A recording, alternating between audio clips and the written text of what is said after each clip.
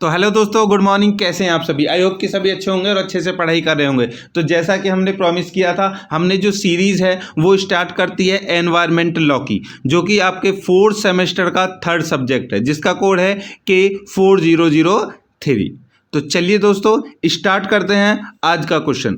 हमने एक क्वेश्चन पहले करवा दिया है, एक जिसमें हमने बता दिया है कि पर्यावरण का परिचय उसमें करा दिया गया है, पर्यावरण का अर्थ और उसकी परिभाषा करा दी गई है। तो दूसरा क्वेश्चन आपके सामने है, जल्दी से पेन और नोटबुक लेकर के हो जाइए रेडी। क्वेश्चन है, पर्यावरण के स्वरूप की विवेचना कीजिए। Describe nature of environment. Important question है दोस्तों। या फिर ये क्वेश्चन ऐसे भी आ सकता है आपके एनवायरमेंट के एग्जाम में कि पर्यावरण की प्रकृति की व्याख्या कीजिए। Explain nature of environment. या फिर इस तरह से एक बार ये पूछा गया है 2016 के 17 के पेपर में कि पर्यावरण के संरचनात्मक स्वरूप को स्पष्ट कीजिए। Clarify structure nature of environment. ठीक है दोस्तों, तो उत्तर है आपके सामने। चलिए स्टार्ट करते हैं बिना समय गंवाए। देखिए, पर्यावरण हमारे लिए प्रकृति की अमूल्य देन है। जो एनवायरमेंट है वो गिफ्ट है हमारे लिए नेचर का। वो भी कैसा गिफ्ट? वो भी ऐसा कि जिसका कोई मोल नहीं है। इसके मुख्यतः दो क्षेत्र हैं। नंबर एक है जैवमंडल, जिसको इंग्लिश में कहते हैं बायोस्फीयर, तथा दूसरा है पारिस्थितिक मंडल, जिसको बोलते हैं इकोस्फीयर। चलिए तो सबसे पहले देख लेते हैं जैवमंडल क्या है।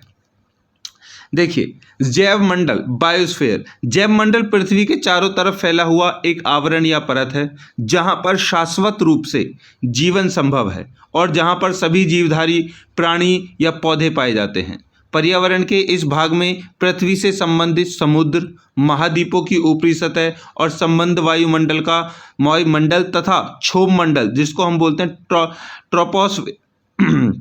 ट्रोपोस्फियर, सम्मिलित हैं। परंतु ध्रुवीय बर्फीली चोटियां तथा अमेरिका के ऊपर का उच्च ढलान स्लोप इसमें सम्मिलित नहीं है। चलिए, पर्यावरण सदैव गतिशील रहता है। यह समय तथा स्थान के साथ परिवर्तनशील है। इस कारण जीवों की जीवन क्रियाएं सुचारू पूर्वक संचालित होती हैं तथा उनका जीवन चक्र पूर्ण होता है। देखिए, पर्यावरण जो है वो सदैव परिवर्तनशील होता है, जिसके कारण से ही जब पर्यावरण बदलता है तो जिसके कारण से जो जीवन की जो क्रियाएं हैं ना, जो जीवों की जीवन क्रियाएं हैं, वो अच्छे रूप से चलती हैं तथा जीवन चक्र भी पूर्ण रूप से चलता रहता है। इट मीन्स कि एक एग्जाम्पल मैं दूं कि अगर हमेशा सर्दी ही रहे तो आप सोचोगे हमारा जीवन कितना बेकार हो जाएगा। हमेशा गर्मी ही रहे तो जीवन कितना बेकार हो जाएगा। और कंटिन्यू अगर बारिश ही चलती रहे, बारिश ही पड़ती रहे तो कितना जीवन बेकार हो जाएगा। इसीलिए ये तो एक छोटा सा उदाहरण है। कभी सर्दी, कभी गर्मी, कभी बरसात, ये सब चलते रहते हैं। इसी को हम परिवर्तन कहते हैं। किसका? पर्यावरण का।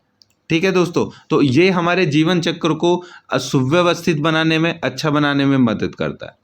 चलिए आगे है पर्यावरण के तत्व। देखिए दोस्तों, पर्यावरण के तत्व, एलिमेंट्स ऑफ एनवायरनमेंट। देखिए, पर्यावरण एक जटिल समष्टि है। इसके तत्वों को दो मुख्य वर्गों में विभाजित किया गया है। सबसे पहला है अजैव तत्व वर्ग, मतलब कि एबायोटिक और फिजिकल कंपोनेंट्स, तथा दूसरा है जैव तत्व वर्ग, मतलब कि बायोटिक कंपोनेंट्स। बायोटिक और एबायोटिक, जैव और अजैव, ये दोनों मुख्य तत्व हैं। सबसे पहले देखते हैं एबायोटिक और फिजिकल कंपोनेंट्स। देखिए, इस वर्ग में आने वाले भौतिक तत्व निम्नलिखित हैं, जैसे कि जलवायविक तत्व, जिसको कहते हैं क्लाइमेटिक फैक्टर्स। दूसरा है स्थलजात तत्व, जिनको बोलते हैं ट्रोपोग्राफिक फैक्टर्स। ये इंपॉर्टेंट है दोस्तों, नोट करते रहना। तीसरा है जल स्रोत, वाटर बॉडीज।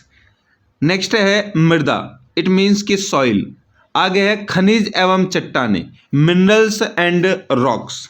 नेक्स्ट है भौगोलिक स्थिति, जियोग्राफिकल लोकेशंस। भौगोलिक स्थिति का मतलब आपको पता ही होगा, देखो खनिज पदार्थ, खनिज एवं चट्टानें आपको पता होगा, खनिज में वो सारी चीज़ें आ जाती हैं जैसे लोहा हुआ और लोहा हुआ, मैग्नीज हुआ, खड़िया हुई, जितने भी मेटल्स हो गए, सोने चांदी हुए, ये सारी चीज़ें खनिजों में आ जाती हैं। और चट्टानें के तो आपको पता ही है, जो सिल होती है, पत्थर जो होता है, ठीक है, जैसे कि ताजमहल जो बना है वो भी एक तरह की चट्टानों से ही बना है। आगे है भौगोलिक स्थिति। भौगोलिक स्थिति का मतलब जियोग्राफिकल लोकेशन। देखिए हमारा जो अपने, अगर इंडिया को ही ले तो कहीं पर भी एक जैसा नहीं है। अगर जम्मू कश्मीर में जाकर के देखोगे तो पहाड़ हैं, उत्तर प्रदेश में आकर के देखोगे तो समतल है, राजस्थान में चले जाओगे तो रेत ही रेत है, ठीक है, और इधर असम वगैरह और इधर मेघालय इधर चले जाओगे तो वहाँ बारिश ही बारिश है। इट मीन्स कि ये स्थिति है, कहीं से ऊंचे कहीं से नीचा, खाई खड्डे, ये इसको बोलते हैं, क्या बोलते हैं इसको, जियोग्राफिकल लोकेशन, ठीक है, भौगोलिक स्थिति। चलिए अब चलते हैं दूसरे पॉइंट पर, जैव तथा वर्ग, मतलब बायोटिक कंपोनेंट्स क्या हैं। देखिए अजैव या भौतिक तत्व, एबायोटिक और फिजिकल एलिमेंट्स। अजैव या भौतिक तत्व में आने वाले पर्यावरण तत्व निम्नलिखित हैं।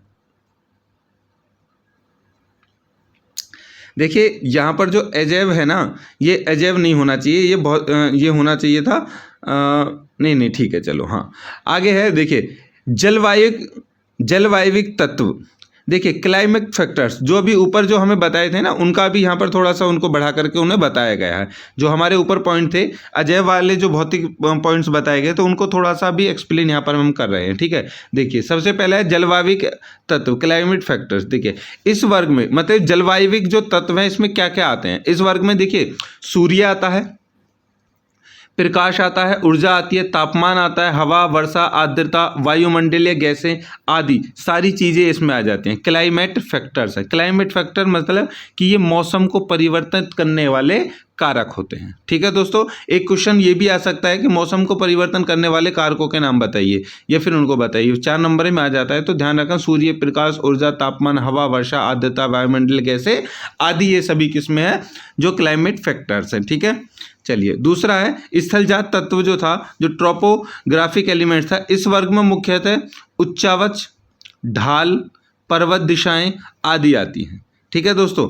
चलिए तीसरा है जल स्रोत, वाटर बॉडीज। इस वर्ग में सागर, महासागर, झीलें, भूमिगत जल जो हमारी भूमि के नीचे है आदि इसमें सम्मिलित है। आगे है मृदा। इस वर्ग में मृदा रूप, मृदा जल, मृदा वायु आदि सम्मिलित होते हैं। आगे है नेक्स्ट पॉइंट है खनिज एवं चट्टानें। देखिए खनिज एवं चट्टानों की बात मैंने की थी, ठीक है, बताया था उनको, और एक बार फिर से यहाँ पर देख लेते हैं। देखिए खनिज एवं चट्टानें, मिनरल्स एंड रॉक्स। इस वर्ग के तत्वों में धात्विक, मेटेलिक, अधात्विक खनिज, ऊर्जा खनिज तथा चट्टानें सम्मिलित हैं। ऊर्जा खनिज का मतलब है इसमें पेट्रोल, कोयला, डीजल, मतलब कि पेट्रोल, डीजल वीजल ये तो सब ऑयल से ही बनते हैं, उसमें आ जाते हैं, ठीक है दोस्तों। चलिए आगे है भौगोलिक स्थिति, जियोग्राफिकल फैक्टर्स। भौगोलिक तत्वों में तटीय, कौशल, मध्य प्रदेशीय तथा पर्वतीय भाग आदि जैसे तत्व सम्मिलित हैं, जो पर्यावरण पर प्रकाश डालते हैं, ठीक है दोस्तों। चलिए आगे चलते हैं अब जैव वर्गीय तत्व। सेकंड पॉइंट, हमारे 2 तत्व बताए थे इसमें, एक बायोटिक और एबायोटिक। अब तक हमने एबायोटिक के बारे में पढ़ लिया है, अब पढ़ेंगे हम बायोटिक के बारे में। देखिए इस वर्ग के अंतर्गत विभिन्न प्रकार की वनस्पतियां, जीव जंतु, मानव, मतलब कि हम भी किस में आते हैं, जैव वर्गीय तत्व में। सूक्ष्म जीवों का वर्ग इसमें आता है, ठीक है दोस्तों। तो ये थे हमारे पर्यावरण के तत्व जो आपने अभी पढ़े हैं। तो इस क्वेश्चन को हम कर रहे हैं यहीं पर समाप्त। तो ये क्वेश्चन हमारा पूरा हो चुका है।